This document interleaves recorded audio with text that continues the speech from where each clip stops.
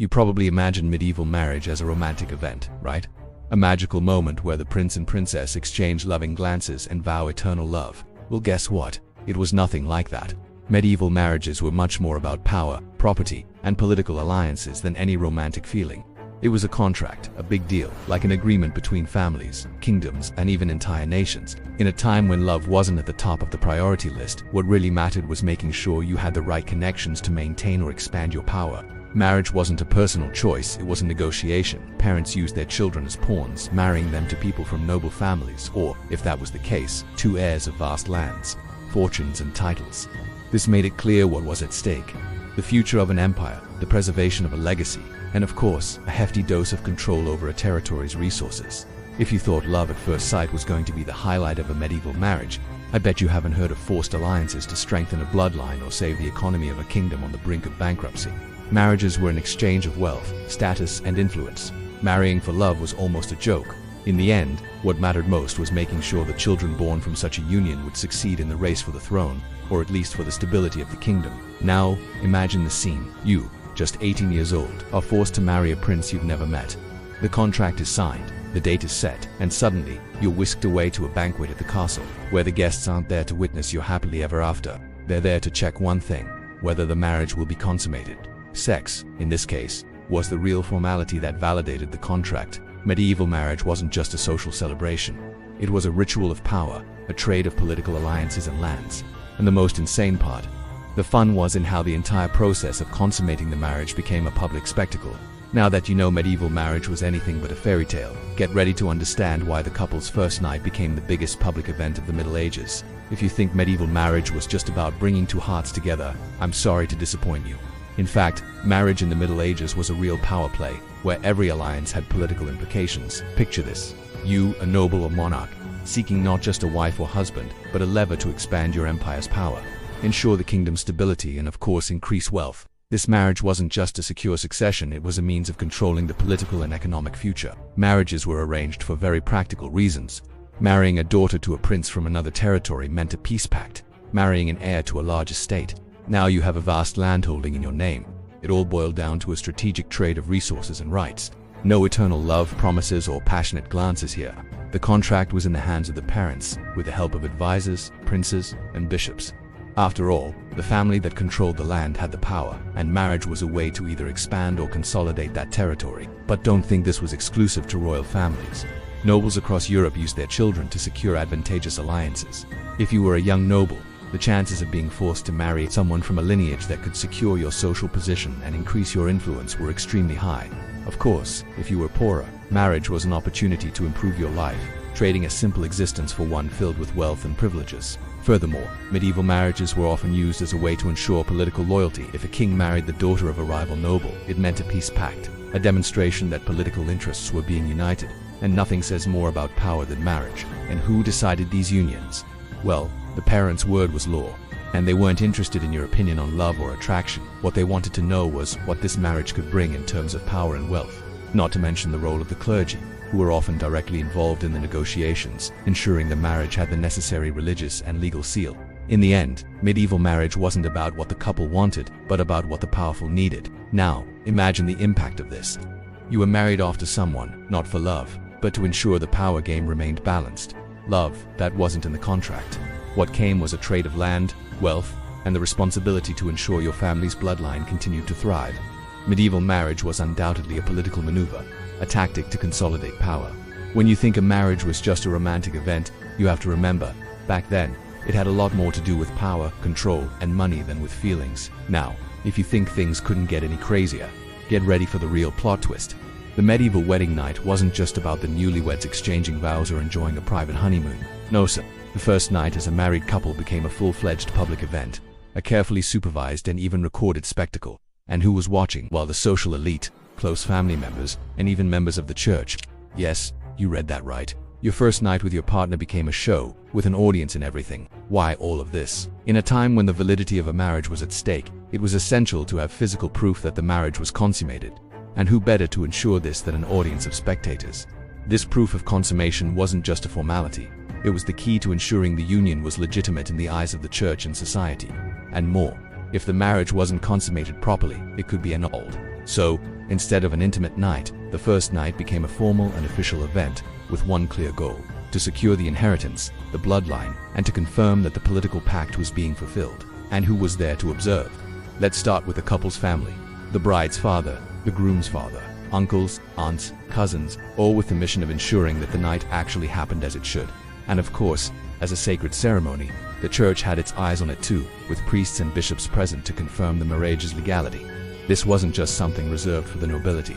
In marriages involving great power or land, the presence of authorities and observers was absolutely necessary to ensure there was no deceit, fraud, or worst of all, public shame. It wasn't just about witnessing the physical act of consummation, but also about confirming purity. Medieval marriage was, among other things, a matter of honor, and the bride's virginity was proof of that. For the highest social circles, the consummation of marriage should be marked by visible evidence. After the wedding night, the couple's sheets were examined as if they were evidence in a criminal case, with the task of confirming that the bride was truly a virgin. And the most interesting part, what followed the wedding was often more about politics than pleasure or emotion. The idea of privacy in medieval marriage was almost non-existent. As a power game and a display, the wedding night became a way to reinforce authority, the legitimacy of the union, and of course, control over the family's inheritance. Privacy, after all, was far from a priority in a society where honor and power spoke louder. So, the next time you imagine what the first night of marriage was like in the Middle Ages, picture a room full of attentive eyes and immense pressure to ensure that the marriage was indeed consummated, because for those who lived in the medieval court, love and privacy weren't the only things at stake. It was the future of an entire empire. Now that the wedding night had become a public event, don't think the consummation of the marriage was simple or without urgency. The pressure to validate the union came not only from all the eyes watching, but also from an urgent need to confirm that the marriage had indeed been consummated, that is, that the couple had had sexual intercourse. And this pressure wasn't just social or religious, it was legal. Deep down, consummation was more of a formal rite than a matter of personal pleasure. What mattered was ensuring that the marriage was legally legitimate in the eyes of the law and the church. In the case of important marriages, such as those between nobles and monarchs, the pressure was even greater. It wasn't enough for the couple to simply have sex. There was a whole ceremonial process surrounding the ritual of the wedding night. The consummation ceremony was a formality involving witnesses, and many of them, they weren't there just to ensure the night actually happened, but to publicly validate the union and make sure the marriage was legally recognized. Picture this: you're married, but you can't even rest. The ritual began with the couple being escorted to the marital chambers, where the ceremony took place in front of a carefully selected audience. This audience wasn't made up of friends or relatives who wanted to celebrate the couple's love. No, it was primarily authorities, such as clergymen, nobles, and other members of the elite, all entrusted with ensuring everything was done according to the proper standards. And don't think this audience was just there to watch from a distance. In some cases, it was even expected that the consummation would be commented on to ensure the act was carried out as expected. Sometimes, even the couple's sheets were inspected the following day to look for visible signs that the bride was a virgin. If there weren't enough signs to confirm the consummation, the marriage could be annulled, and the honor of the bride or the groom could be publicly questioned. The consummation wasn't just a physical act of union, it was an irrefutable proof that the marriage was valid. But the pressure didn't just come from within the house. Outside the bedroom, society was watching. Marriages between nobles or monarchs involved a political transaction, and any failure in the consummation could mean more than a simple annulment. It could jeopardize the political stability of an entire kingdom. Marriages weren't just a union of two bodies, but also a deal of power and property.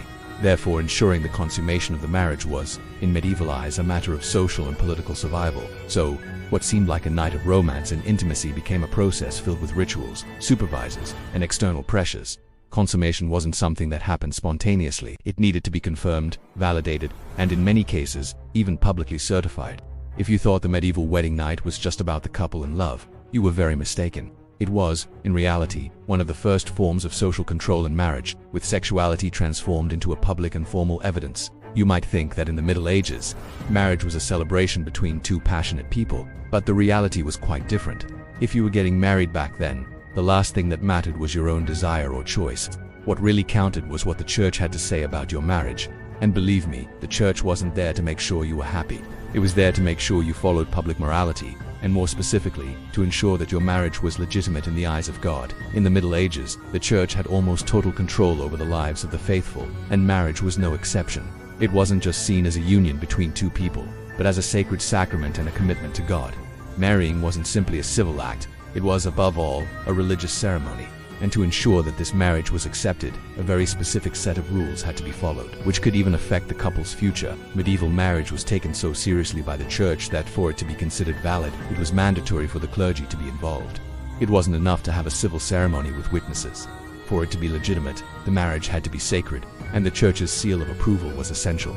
Otherwise, the couple wouldn't have their marriage officially recognized, which could have serious social and legal consequences, like the annulment of the union and the loss of associated privileges. But the church's control over marriage wasn't limited to religious formalities. The church also dictated the rules about whom you could marry and when. There was a long list of prohibitions. For example, marriages between close relatives were forbidden because the church believed such unions compromised both spiritual and physical purity. Additionally, marriage was also a social responsibility, with the church constantly emphasizing that the couple should have children to ensure the continuity of the Christian bloodline. And here's the most interesting part. The church, in addition to regulating the union, had the final word on sexual matters within the marriage. If the couple didn't consummate the marriage, or if their relations didn't follow certain standards of Christian morality, the church felt justified in intervening, condemning the failure to meet the spiritual expectations of matrimony. However, the most intriguing aspect of the church's control over medieval marriage was its relationship with the control of sexuality. The Christian morality dictated by the church established that the only legitimate purpose for sex was procreation. So, sexual acts for personal pleasure, those were considered sinful, and this moral view on sexuality not only influenced marital life, but also affected the choices of individuals before entering marriage. Marriages without the church's moral seal were not only invalid but were synonymous with sin, and the guilt would fall on everyone involved. In many cases, the church also acted as a moral judge of marriage, turning private matters into public ones, to ensure that moral standards were respected. In summary, the medieval church wasn't just an observer of marriage, it defined and controlled every aspect of this union, and if you didn't follow the rules, you could be stripped of your honor, status, and even your salvation. Marriage wasn't just a union of bodies, it was a public manifestation of morality and religion, and any deviation from the church's expectations could lead to severe consequences.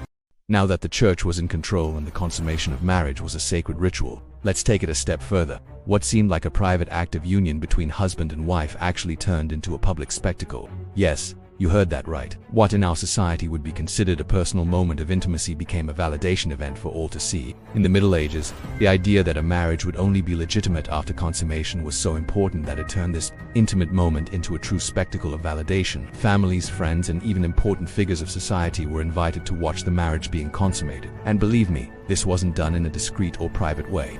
The couple didn't have the freedom to retreat to a bedroom far from curious eyes. In fact, the consummation ceremony was often performed in front of everyone. The pressure wasn't just to ensure the marriage was consummated, but also to confirm the virginity of the bride and the groom's ability to fulfill his role. If the couple didn't consummate the marriage, or if something went wrong, the consequences weren't just personal, they were social. The honor of the couple was at stake, and a failure in consummation could mean enormous social disgrace. The witnesses, who were family members and high society figures, were there to ensure everything went according to expectations. They weren't just observing, but also commenting on the act. This wasn't just a simple glance. It was a true public display of an event that should have been reserved for the couple, and more. The couple's sheets were often inspected the following day to check for visible signs that the bride had been deflowered. This was the final proof of the legitimacy of the marriage.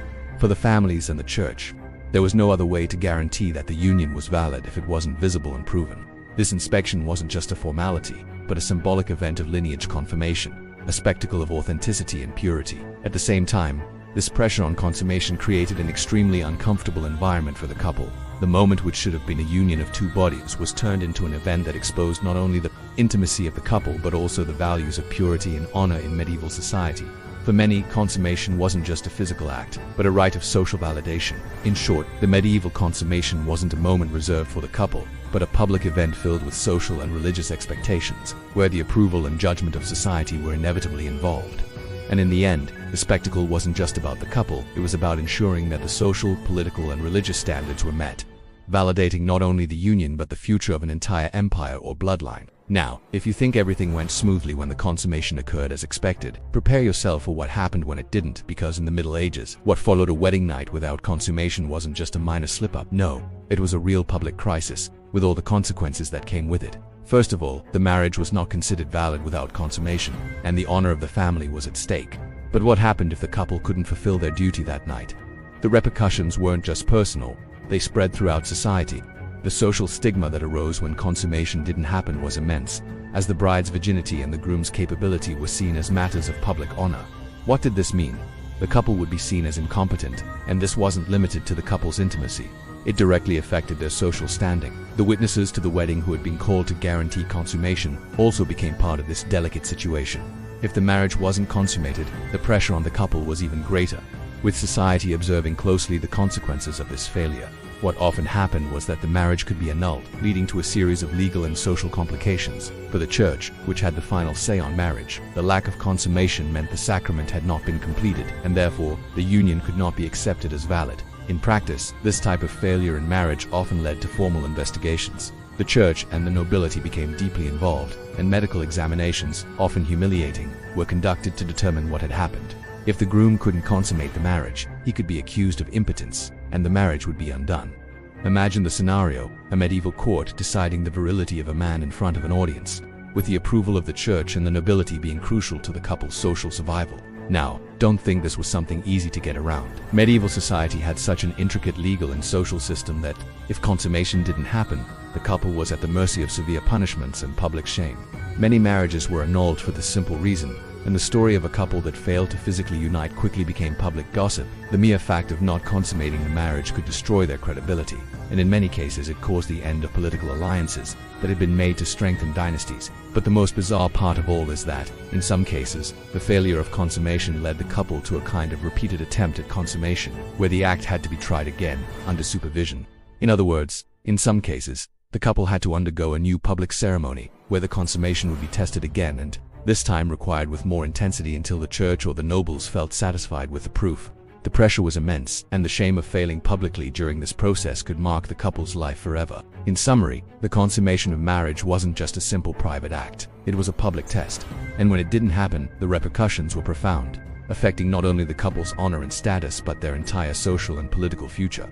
Failure to consummate could mean the end of a marriage, but also the end of a powerful alliance and the reputation of an entire family. In a society where honor and bloodline meant everything, the virginity of the bride on the wedding night wasn't just a matter of personal morality, it was a public proof of the legitimacy of the marriage. In the Middle Ages, the expectation that the marriage would be consummated in a clean and pure manner wasn't just a social rite, but a testament to virtue and a guarantee that the family's lineage was preserved. But what happened if that test wasn't as clear as expected? The bride's virginity was essential for the marriage to be considered valid, and more importantly, for the family's bloodline to be ensured. As we've already seen, consummation was a public event. But now let's explore the issue that really made this event a spectacle: the need to prove the bride's purity. After a ceremony filled with rituals and formalities, the moment of consummation had one clear and specific goal: blood. Yes, what medieval society often expected was that the sexual act would result in blood on the sheets. This blood, theoretically, would be the proof that the bride was truly a virgin, and consequently, the marriage was legitimate.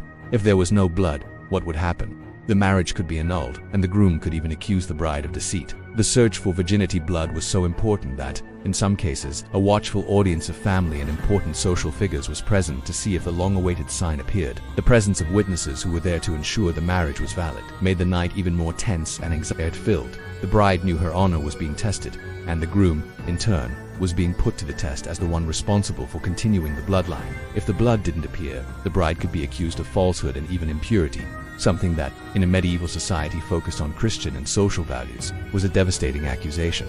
In many cases, the bride would be taken to trial and forced to undergo an examination to see if there had indeed been any fraud regarding her virginity. It wasn't uncommon for medieval society, with its rigid morality, to handle these situations with such gravity that the accusation of losing virginity before marriage could lead to social exclusion and even legal proceedings to annul the union. And what happened if the groom failed to fulfill his role?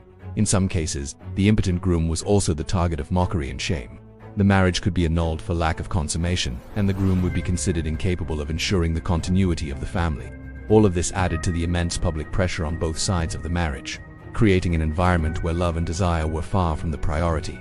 What mattered was the proof of virginity, the truth of the bloodline, and of course, the public validation that the marriage had occurred within the moral standards of the time. In summary, the proof of virginity, symbolized by blood, wasn't just a formality on the medieval wedding night. It was the definitive mark of honor, and its absence could be disastrous for the social and political position of the couple. Medieval society wasn't just obsessed with purity and virginity as a form of control, but with the impact that this small sign had on the bigger issues of inheritance, power, and status. In the Middle Ages, marriage wasn't about choosing a partner based on love or compatibility. No, what was at stake was something much more strategic and fundamental for the survival of a family, a kingdom, and even an entire dynasty. Arranged marriages were the norm, not the exception. They were seen as an essential tool to secure territorial control, unify royal houses, and, most importantly, the continuity of a bloodline love. That was considered secondary. The real goal of a medieval marriage was to ensure legitimate heirs who could carry the family name and power into future generations. Imagine you are a prince or princess, and the love of your life isn't even a consideration. What really matters is the strategic alliance you can form by marrying someone from another noble family or royal house. Arranged marriages were a political tool, essential to solidify alliances, control land, and maintain power. It didn't matter if you liked the person you were marrying. What mattered was that they were suitable to fulfill the role of a life companion, and more importantly, the role of a father or mother of heirs. These marriages ensured access to powerful lands and kingdoms. For example, a French princess could be promised to an English prince not out of affection, but to seal an agreement between the two nations, perhaps even as a form of political peace. If the marriage was consummated and the couple had children, those children would become the next heirs to lands and titles, ensuring the continuity of the dynasty and power. There was no room for decisions based on personal emotions. The continuity of an empire or kingdom depended on the perpetuation of the line of succession, and arranged marriages were the safest way to ensure that. In medieval society, there was real social pressure for arranged marriages to be successful. The marriage of a daughter or son wasn't just a personal matter, but a contract between families. As such, it came with social and political expectations. If the marriage wasn't consummated or if there were no heirs, it didn't just represent a personal failure but a political one. Often, the success of an arranged marriage was judged by the ability to produce children, especially male heirs who could carry the family name into the next generation. But like any political negotiation, arranged marriages didn't always go as planned. Power relations could change, and alliances could be broken. Marriages that began as strategic alliances could, over time, generate internal rivalries, power struggles, or even lead to dynastic conflicts when heirs didn't meet political expectations. Medieval marriage, therefore, was an institution that surpassed personal interests. It wasn't focused on the emotional well-being of those involved, but on the survival and strengthening of families and empires. If you thought arranged marriages were only for royalty, remember that this practice spread across various layers of society. The difference lay in the scale and political implications of each union. In short, arranged marriages were not just a ritual of union between two people, but a carefully planned strategy to ensure the continued success and stability of great families and kingdoms. They were essential elements of a medieval political system where power and bloodline were intricately intertwined with the marriage structure. If you think a medieval marriage was an intimate event for the bride and groom, with just a small group of family and friends, you are very much mistaken. A marriage in the Middle Ages, especially among the nobility and royalty, wasn't just a union of two bodies. It was, in fact, a social spectacle of massive proportions, and the presence of certain guests was absolutely essential for the validation of the union and for the preservation of political alliances and power. Who were these guests? First of all, nobles and important members of the court were always present, because these marriages weren't just social events but also political events. The presence of these nobles and courtiers was a way to ensure the marriage was recognized not only by the family but also by the political elite of the time. They were witnesses to power, authority, and the continuation of a bloodline. And they weren't just passive witnesses, they were there to validate what was happening. But the clergy had an even more important role. The church, as we've seen, had control over the legitimacy of the marriage. For the union to be recognized as valid and sacred, the priest, bishop, or even cardinals of the church needed to be present. They weren't just there to give a religious blessing, but also as spiritual authorities ensuring the marriage was in compliance with divine laws. Without the presence of religious figures, the marriage could be questioned, and the legitimacy of the union would be at risk. But the guests weren't just limited to nobles and clergy. There was a true audience of observers, made up of everyone who, directly or indirectly, was involved in the political dynamics of the time. The presence of these guests wasn't just a formality. They were witnesses to the political future. Those who could shape public opinion and ensure the union was seen as legitimate and powerful. Imagine the scene. The nobility gathers, the church blesses the ceremony, and each watchful eye is a promise of stability or a demonstration of strength. The marriage wasn't a moment of privacy or pleasure. It was a public event, an exhibition of political and social alliances, where everyone was watching what happened to ensure the marriage was consummated and, more importantly, that the union was accepted and recognized by all those involved. And of course, this audience was also there to ensure the consummation took place correctly. The witnesses weren't just part of the event to give prestige to the ceremony. They were also there to guarantee the marriage was truly validated. If there was no consummation, if the marriage wasn't complete, all those observers would be ready to question what happened, leading to a great social and political crisis. Therefore, the presence of so many guests wasn't just to fill the hall. Each person there had an important role to ensure the union was more than just a marriage. It was a union of political, social, and spiritual interests. And if something failed during the process, the glares of disapproval could be more devastating than any personal failure. The marriage, in this context, became a sort of public contract, and all those present were essential pieces to ensure its success. In the Middle Ages, marriage wasn't just a union between two people, it was, above all, a political tool.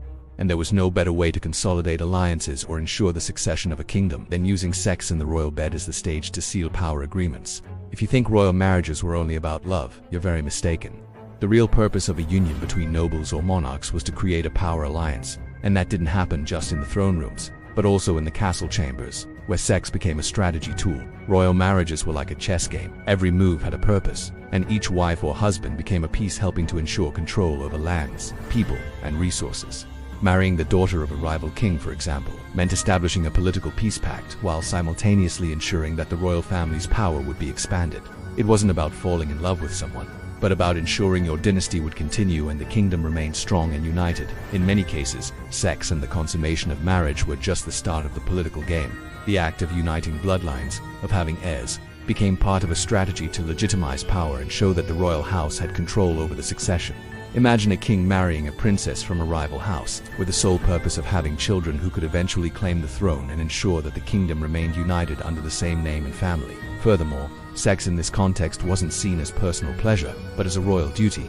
The act of having children and producing heirs was, for many monarchs, a far more important obligation than any personal desire. Unconsummated marriages or a lack of heirs could result in a serious political crisis, where the legitimacy of the king or queen could be questioned and, ultimately, threatened. And what happened when the alliances didn't work out? When the royal marriage became troubled or when sex didn't result in heirs? The political impact of a failed marriage could be huge. It wasn't uncommon for a king or queen who couldn't produce heirs to be pressured into annulling the union or even seeking a new spouse, or even a lover in search of descendants to secure the kingdom's future. In the end, sex in the royal bed wasn't about pleasure or romance, it was pure politics.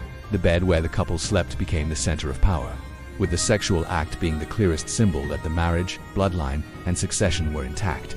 Sex, then, was more than just a physical act, it was a tool of governance. Politics and sex were so deeply intertwined that a royal marriage wasn't just an exchange of rings. It was a strategic maneuver impacting the future of entire nations. Now that the consummation of the medieval marriage became a public event, the question arises: who were the witnesses? Who was there to watch, evaluate, and validate such an intimate and crucial moment for the legitimacy of the marriage? The answer is simple and, at the same time, surprising.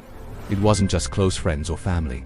The spectators of the consummation were powerful and influential people, those who had a direct interest in the political and dynastic future of the couple. First, it's important to understand that the consummation wasn't just a private formality, but a public validity. To ensure the marriage was recognized as legitimate, it was essential to have eyewitnesses present.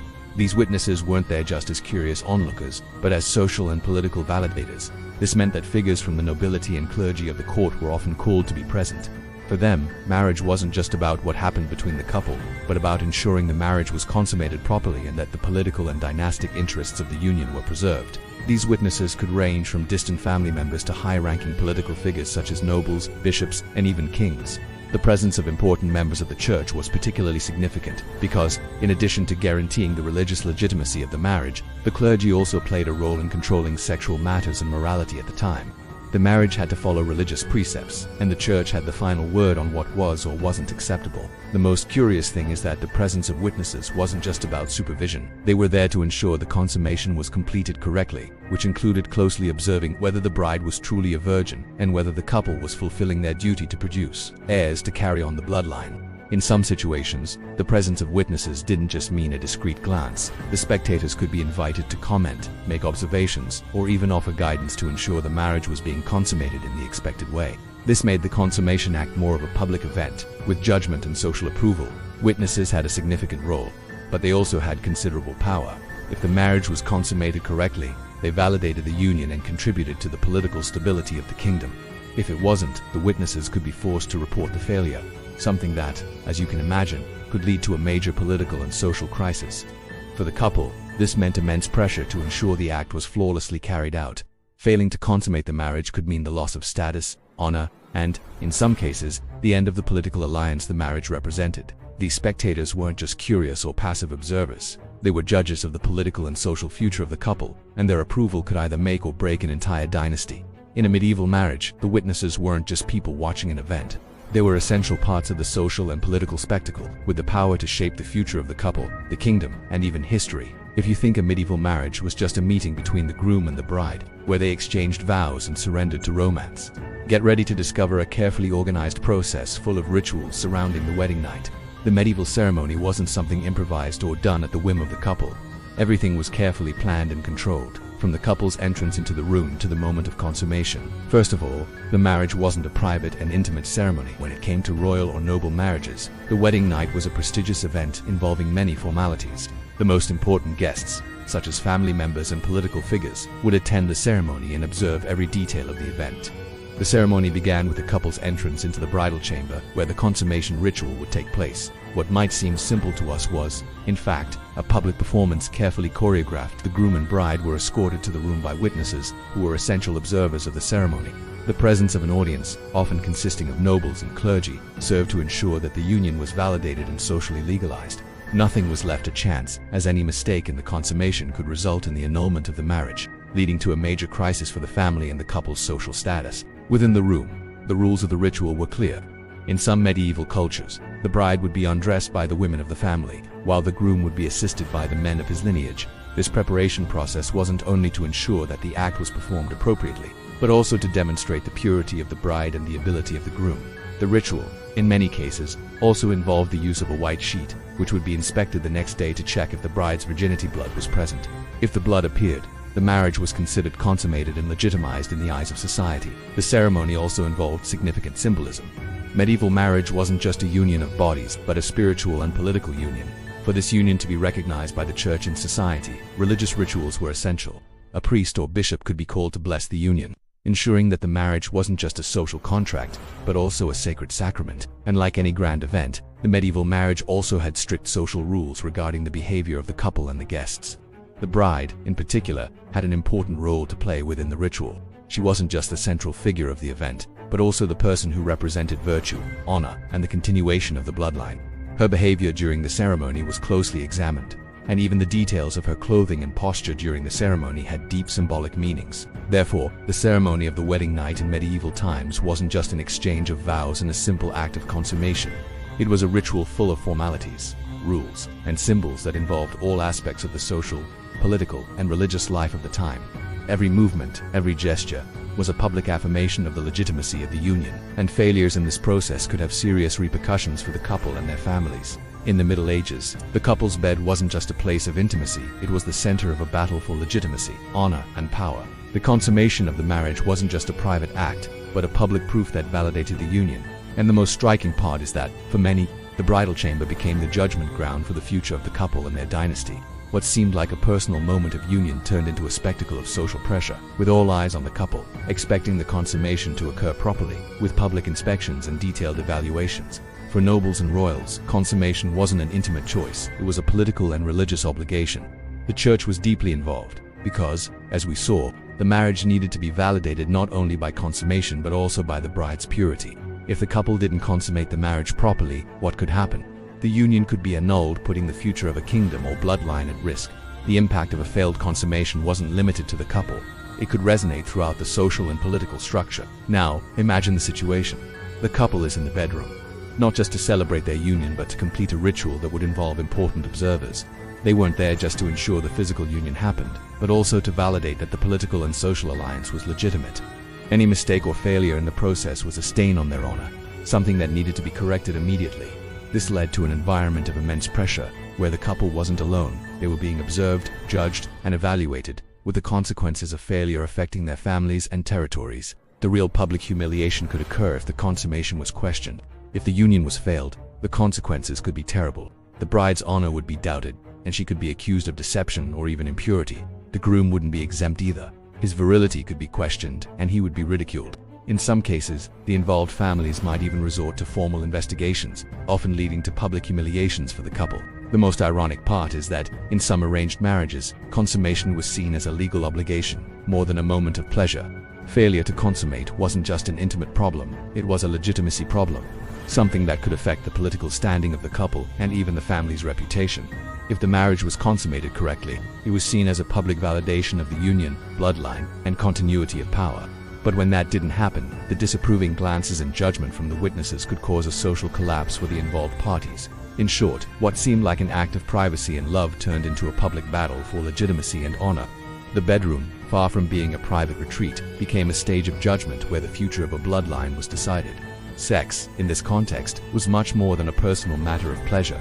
It was a ritual of political validation, and the consequences of failing this test could be devastating for all those involved. Medieval marriages weren't just moments marking the beginning of a new life for the couple. No, they were true historical milestones, whose repercussions went far beyond the castle where the union took place. In fact, these marriages shaped the power dynamics, governance, and social structures of entire European continents, with consequences that echoed for generations. When a princess married a prince from another kingdom, or a noble married off his daughter to an heir from distant lands, it didn't just solidify the alliance between two families. It was a strategic move that could alter the political landscape of an entire region. Marriages like these forged military alliances, guaranteed peace between rivals, and often decided who would inherit the throne. A successful union, with a generation of legitimate heirs, could strengthen the legitimacy of a reign and ensure the stability of a kingdom. On the other hand, failed or unsuccessful marriages could cause a series of political and territorial conflicts. Marriages without consummation or those with obvious heir failures created power instability that often led to internal revolts, succession disputes, and even civil wars. When an alliance fell apart or a bloodline failed, the impact wasn't just on the family, but on the fate of entire kingdoms. Doubtful successions could lead to warfare, where political power would be fought not just on battlefields, but also through marital diplomacy. Furthermore, medieval marriages also had a profound impact on social structure. While the noble or royal married based on political interests, the peasant class viewed these marriages with a very different perspective. For the peasants, marriage was a religious institution and an opportunity to guarantee stability and continuity for the family. But the influence of political alliances and noble marriages reflected down to the peasants, whose fates could be altered depending on disputes between royal and noble houses. Even in royal families, where romantic love didn't have much room, the effects of marriages were profound. Dynasties, which were formed and maintained through marriage, had a direct impact on the culture and historical legacy of countries. Marriage then became a powerful engine of change, shaping not only the future of families and bloodlines, but also that of entire nations. So, what can we conclude from all this? The medieval marriage wasn't just a social event or a union of bodies, it was a political and historical force. It had the power to change the course of empires and influence an entire social and political structure for centuries. The legacy of these marriages, with their alliances and disputes, lasted for generations, impacting the course of history in ways so profound that the echoes of these unions can still be felt today in many aspects of politics and international relations.